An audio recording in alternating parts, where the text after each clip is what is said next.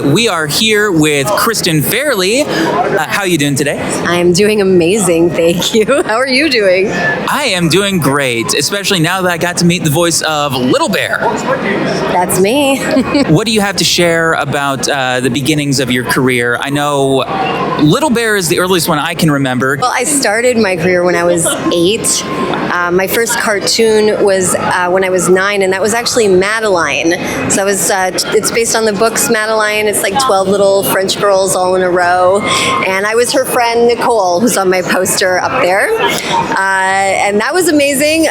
We had like French dialect coaching, and then we had to sing these little songs every episode, and we'd learn like 4-part harmony, and I would have to stand on a milk crate to sing at the same mic as the other girls because I was a really small kid. So that was my first cartoon, and then my next cartoon was Little Bear.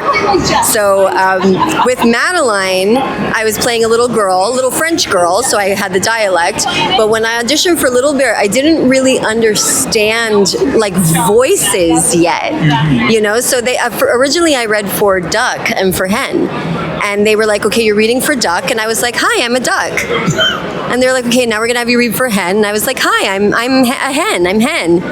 And then they were like, "Okay, now we're gonna have you read for Little Bear." And I was like, "Which one's that?" And they were like, "The show's called Little Bear." And I was like, "Okay, cool. Hi, I'm Little Bear."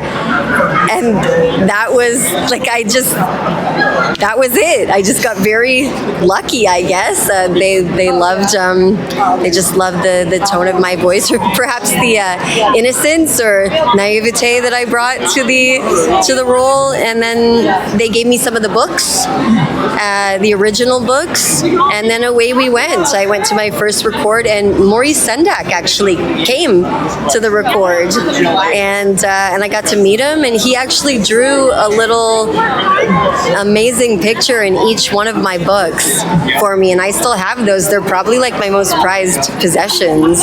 Little Bear was honestly one of the most amazing experiences of my life. I learned so much, and I was always in the booth. Everybody would come in and join me, but I was in for the full episode, right? So, and that was before iPhones and everything else. Like I tried to bring my Game Boy, I think, a couple times, but I only ever got like a short break between other people's lines. So it was just me in the booth chatting away with all the people who came through. And we had some incredible guests. The voice of Tutu, for example, the dog, is Tara Strong, who you may know as, is it Twilight Sparkle? My Little Pony, the voice of Harley Quinn, the voice of everybody. Everything under the sun. That's right. Tara is amazing. And I remember she came in, this young woman, and all she did was bark. Like Tutu, not all she did, but Tutu didn't speak. He only barked. And he was a Chihuahua. And I just remember thinking, like, who is this goddess of a woman who's here to do these perfect barks and bounce? Like, she just came in to bark it up as Tutu and then left. And I just thought, wow, like what an incredible job this is. One of your roles that I recognize especially is from Total Drama. It's hard for me to say that I had one favorite character on Total Drama, but Bridget definitely stood out. What was your opinion of Bridget's role in the show? How was it, Bridget or Jeff that got voted out for all the kissing? I actually don't remember. I don't know. Actually, I even forget which season that happened. Because they kept coming back and then in different ways. And then even when I got voted off, they brought me back to host the Aftermath, which was my favorite part of the show because I got to host and I got to sing, and I love to sing. So that was a real highlight for me. But I do think that Bridget, the messages I always get from people is like she should have gone so much further. She was such a strong competitor, and she was a good person, like good morals, and I think people's opinion is that like Jeff kind of distracted her from going as far as she could. What do you think is Bridget's opinion of Alejandro? No comment.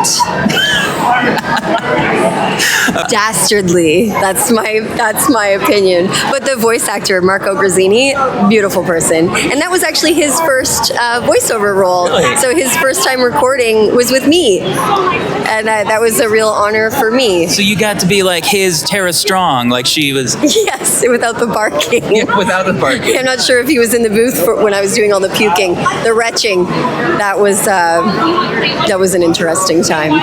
Last question, and this is kind of a sillier one.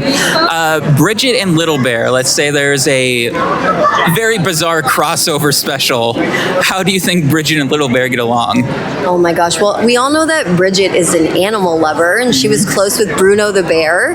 And I think that they would just be the best of friends. You know, she'd probably teach him how to surf, and he would love that. He was very interested in the sea because of Father Bear. Yeah. You know, but he never got to go on any of Father Bear's adventures, and he'd have his imaginations with the mermaid and all those, the whale episode. But I'm not sure he ever actually got to go to the sea. So I'm sure he'd love to with Bridget, and she could teach him how to surf, and they'd probably open some kind of like animal sanctuary together, something along those lines. I know I said last question, but now I'm curious. How far does Little Bear get in a total drama season?